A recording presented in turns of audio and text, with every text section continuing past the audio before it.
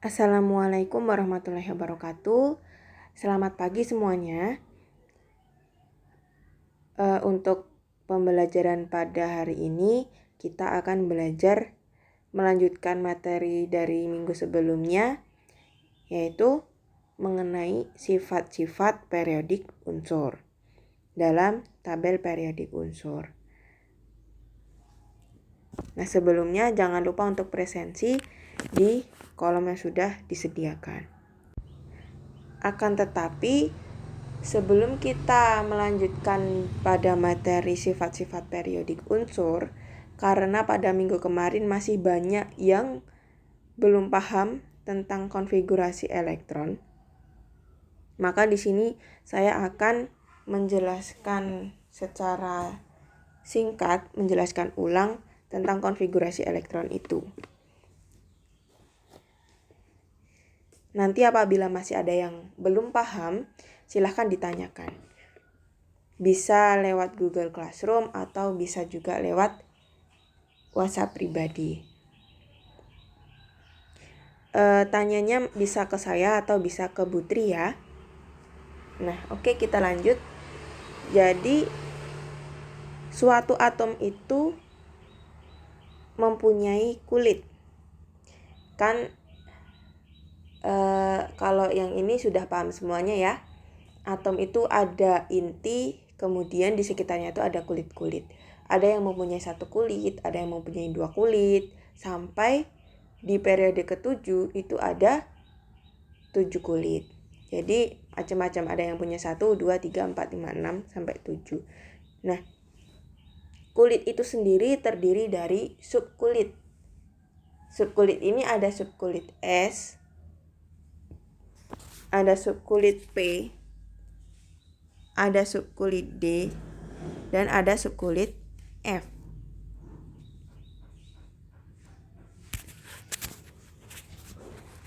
Untuk subkulit itu sendiri terdiri atas beberapa orbital. Di orbital itu kalau yang kita gambarkan tuh yang kotak-kotak itu loh. Jadi kalau untuk subkulit S itu nanti mempunyai 1 orbital. Untuk yang P mempunyai 3 orbital, yang D mempunyai 5 orbital, sedangkan yang F itu mempunyai 7 orbital.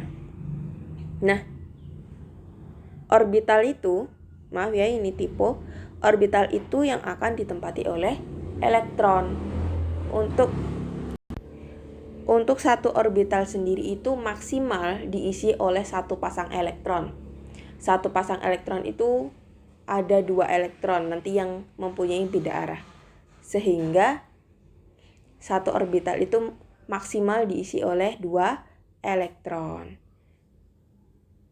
Jadi kalau untuk subkulit S itu maksimal diisi oleh 2 elektron.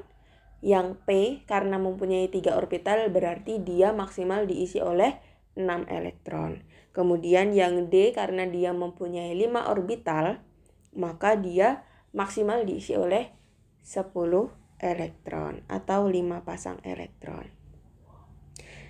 Nah, untuk konfigurasi elektron itu sendiri, ini ada caranya dalam menyusunnya.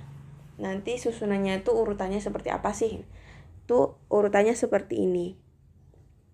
Mungkin kalau yang di buku LKS atau buku paket tuh masih bingung ya, soalnya kan cuma di anak panah gitu. Nah, di sini tuh bisa dilihat dari S1, 1S, kemudian ke 2S, kemudian ke 2P, 3S, 3P, 4S, dilanjut sampai nanti yang bawah.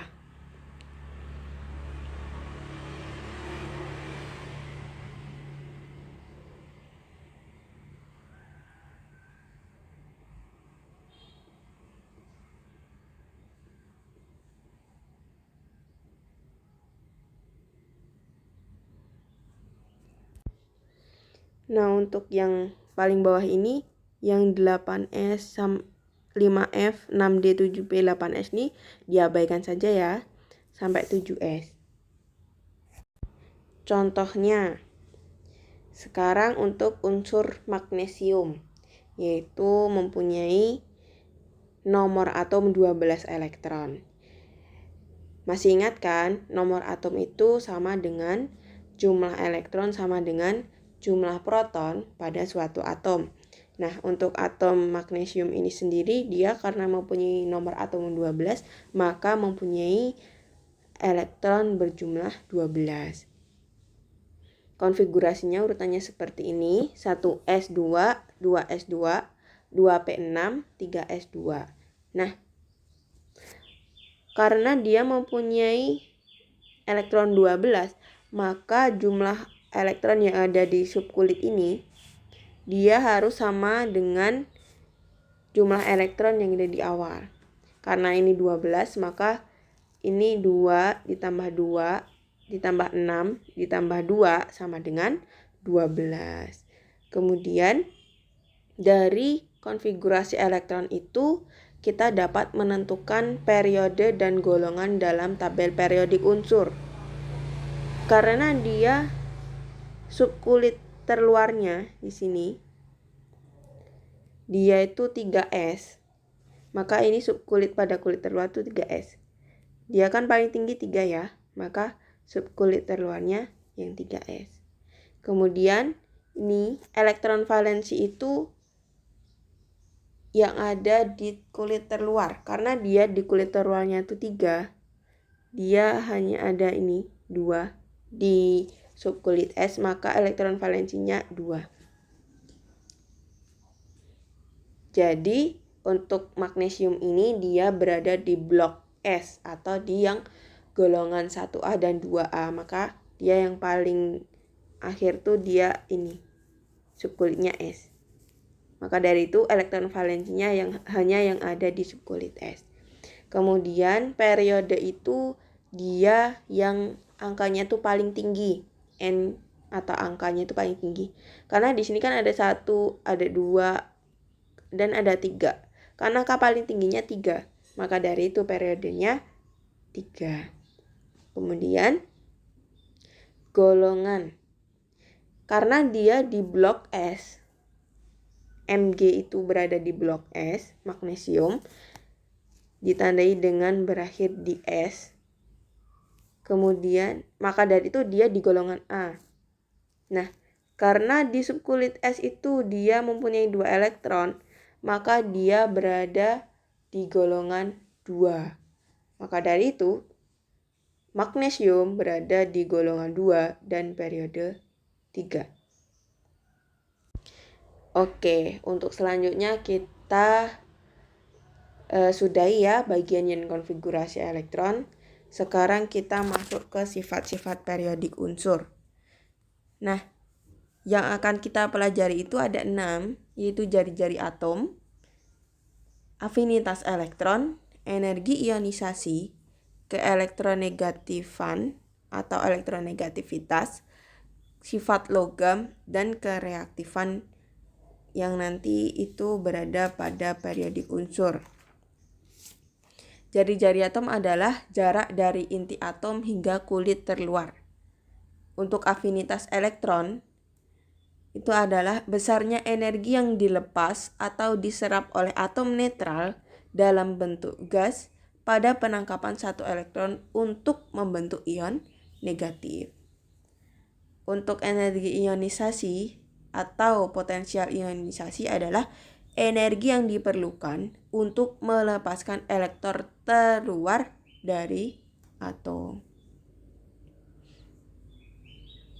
Kemudian untuk elektronegatifan atau elektronegativitas, yaitu kecenderungan suatu atom untuk bermuatan negatif atau untuk menangkap elektron dari atom lain. Jadi misalnya nih, ada 2 atom berbeda, misalnya atom Cl dan atom Na misal. Nah, dia berdekatan. Nanti di situ ada kecenderungan suatu atom, entah itu atom Cl atau atom Na, untuk bermuatan negatif atau untuk menangkap elektron dari atom lain. Nah, itu nanti ada tingkatannya. Kemudian sifat logam ini berhubungan dengan kecenderungan atom untuk melepas elektron. Sedangkan untuk kereaktifan itu merupakan kecenderungan zat untuk berubah atau bereaksi secara kimia. Nah, sekarang masuk ke yang jari-jari atom. Nah, jari-jari atom itu kan jarak dari inti atom hingga kulit terluar ya. Nah, dalam satu golongan itu sini, ini dalam satu golongan ini. Nah, dalam satu golongan itu kulit dari suatu atom akan semakin banyak. Kan untuk yang atas, paling atas ini mempunyai satu kulit atom ya. Nanti yang sini punya 2 kulit, yang sini punya 3. Kemudian selanjutnya kulit punya 4, 5, ini 6. Nah, karena lapisan kulitnya itu semakin banyak, maka jari-jari atomnya semakin besar. Contoh, pada golongan 1A, ini yang golongan 1A, atom H dia hanya punya 1 kulit. Sedangkan untuk atom K dia punya 4 kulit.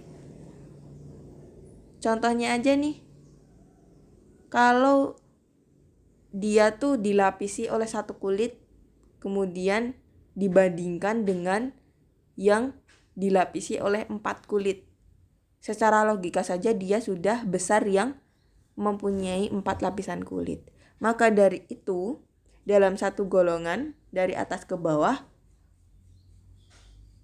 jari-jari atom itu akan semakin besar. Kalau tadi yang dalam satu golongan, maka sekarang dalam satu periode. Satu periode itu yang horizontal. Oke. Misal nih, dari sini. Nah, yang horizontal ini dia dalam satu periode. Semakin ke kanan, jari-jari atom itu akan semakin kecil. Kenapa kok bisa semakin kecil? Karena jumlah lapisan kulitnya sama. Kan di sini dia sama-sama mempunyai 2 lapisan kulit ya, karena dia di periode kedua. Tetapi muatan intinya itu bertambah. Sehingga tarikan inti terhadap elektron terluar semakin kuat. Contoh, atom C dia lebih besar daripada atom Ne. Untuk atom C sendiri itu dia mempunyai nomor atom 6. Maka dia punya proton 6 yang mengisi intinya. Kemudian yang Ne itu mempunyai nomor atom 10. Maka dari itu dia mempunyai proton 10 yang menempati intinya. Kan proton mempunyai muatan positif ya. Sedangkan kalau di kulit-kulit itu kan elektron itu kan mempunyai muatan negatif. Muatan positif dan muatan negatif itu saling tarik menarik. Kalau yang C dia yang menarik itu hanya 6 proton, sedangkan yang Ne itu mempunyai 10 proton untuk menarik. 6 dan 10, maka lebih kuat yang 10. Maka dari itu, elektron yang berada di kulit itu akan semakin dekat dengan inti atom pada atom Ne. Kenapa? Karena yang menarik itu 10 proton. Dia lebih banyak daripada di C yang hanya ditarik oleh 6 proton. Maka dari itu, semakin ke kanan atau semakin bertambahnya nomor atom, jari-jari suatu atom itu akan semakin kecil. Yang ketiga adalah afinitas elektron. Selanjutnya. Nah, afinitas elektron itu sendiri adalah besarnya energi yang dilepas atau diserap oleh atom netral dalam bentuk gas pada penangkapan satu elektron untuk membentuk ion negatif. Diingat ya, dia itu penangkapan satu elektron untuk membentuk ion negatif. Penangkapan satu elektron untuk membentuk ion negatif. Nih kata kunci dari afinitas elektron. Nah, jika penangkapan satu elektron itu dilepas oleh energi dengan tanda afinitas negatif, kan kalau energi dilepas berarti dia negatif nanti tandanya, maka akan membentuk ion negatif yang stabil. Jadi kalau afinitas itu kalau misalnya dia semakin negatif maka akan semakin stabil.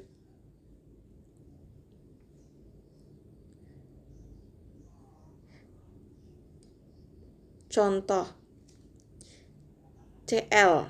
Atom Cl itu kalau dia mau menangkap elektron itu dia melepas energi 349 kJ sehingga membentuk ion Cl-. Nah, dia atom Cl itu maka dari itu dia stabil dalam bentuk ionnya. Karena apa? Karena dia melepas energi. Ingat ya, semakin negatif harga afinitas elektron, maka mudah atom itu untuk menerima elektron dan membentuk ion yang stabil. Ini contohnya yang Cl ini. Nah, dalam satu golongan, semakin ke bawah jari-jari atom semakin besar, sehingga gaya tarik inti pada lintasan terjauh semakin lemah, sehingga tumbukan elektron luar semakin lemah dan semakin sedikit energi yang dibebaskan. Maka dari itu, afinitas elektron semakin kecil. Jadi dalam satu golongan itu semakin ke bawah, maka afinitas elektronnya semakin kecil. Sedangkan dalam satu periode, jika ke kanan jari-jari atom semakin kecil, gaya tarik elektron terjauh dari inti semakin kuat, dan tumbukan elektron luar makin kuat, sehingga semakin besar energi yang dibebaskan dan afinitas elektronnya makin besar. Jadi dalam satu periode semakin ke kanan, afinitas elektronnya akan semakin besar.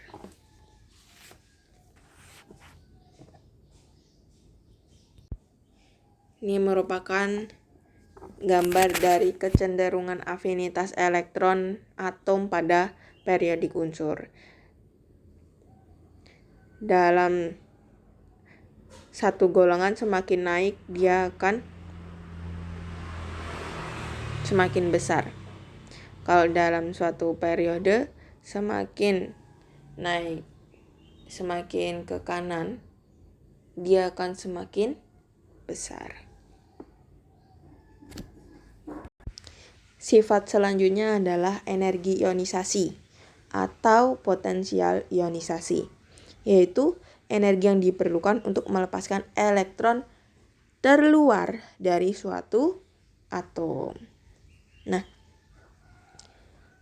semakin kecil energi ionisasi, maka suatu atom akan semakin mudah melepas elektron.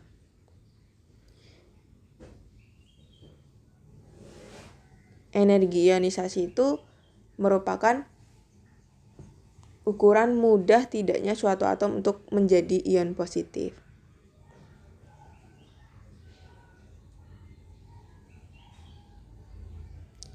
Nah, semakin sukar suatu atom melepas elektron, maka semakin sukar pula menjadi ion positif. Karena apa? Untuk menjadi ion positif itu dia harus melepaskan elektronnya. Kalau dia susah melepas elektron, maka dia susah untuk menjadi ion positif. Nah, kemudian penjelasan selanjutnya adalah semakin dekat jarak inti ke atom, jari-jarinya itu semakin pendek, sehingga energi ionisasi makin besar. Karena energi ionisasi makin besar, maka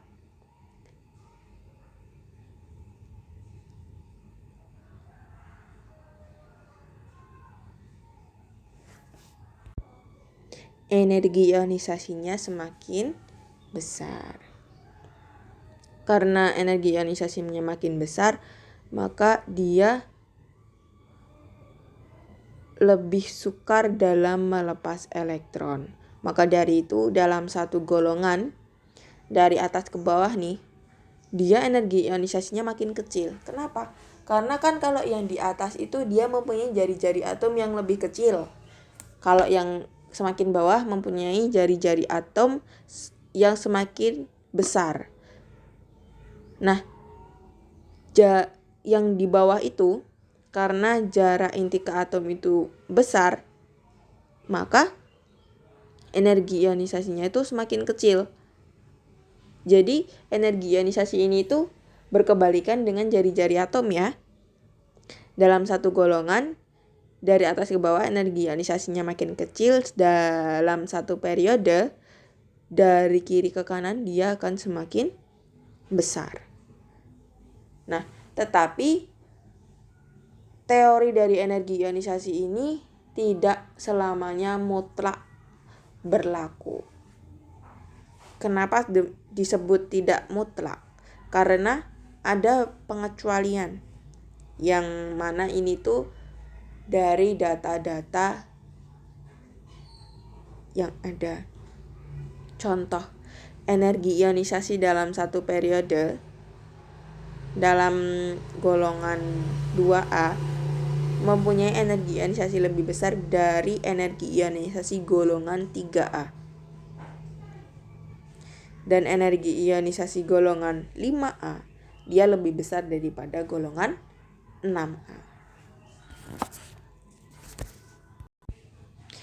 Tapi dalam teori umumnya yang berlaku di umumnya ini ada ringkasannya bahwa dalam suatu golongan semakin ke bawah dia akan semakin berkurang energi ionisasinya.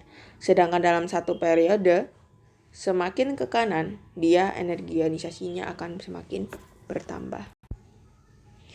Kemudian sekarang yang ke elektronegatifan atau elektronegativitas.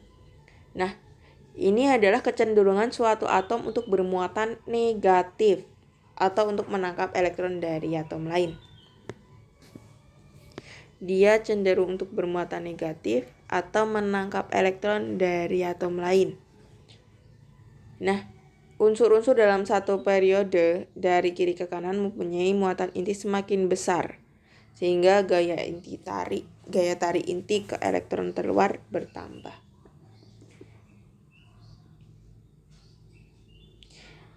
Akibat dari gaya tarik inti ke elektron terluar itu bertambah,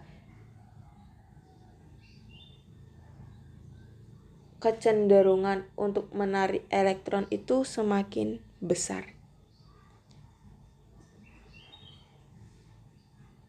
Karena apa? Dia mempunyai gaya tarik dari inti itu besar. Maka untuk menarik atau menangkap elektron dari atom lain itu juga dia lebih besar kemungkinannya daripada atom yang mempunyai gaya tarik inti ke elektron keluar yang lebih kecil. Nah, di sini ringkasnya seperti ini. Dalam satu periode itu yang horizontal, semakin bertambahnya nomor atom, maka keelektronegatifannya itu semakin besar. Sedangkan dalam satu golongan, bertambahnya nomor atom, maka keelektronegatifannya itu semakin kecil. Selanjutnya adalah sifat logam. Nah, sifat logam itu berhubungan dengan kecenderungan atom untuk melepas elektron. Semakin besar jari-jari atom dan semakin kecil energi ionisasi, maka makin mudah melepaskan elektron. Dan sifat logam makin bertambah. Jadi, semakin besar jari-jari atom, sifat logam makin bertambah. Itu bisa menjadi patokan dalam memahami ya. Semakin besar jari-jari atom, maka sifat logam makin bertambah. Ini boleh di highlight untuk lebih mudah dalam memahami. Nah, dalam satu periode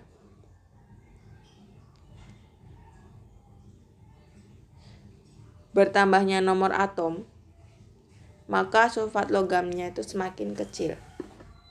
Karena apa? Karena dia mempunyai jari-jari atom yang semakin kecil. Kan di sini sifat logam itu berhubungan dengan kecenderungan untuk melepaskan elektron ya. Dia cenderung melepaskan elektron. Nah, kalau misalnya dalam satu periode itu kan semakin ke kanan, semakin bertambahnya nomor atom, jari-jarinya atom itu semakin kecil. Karena apa?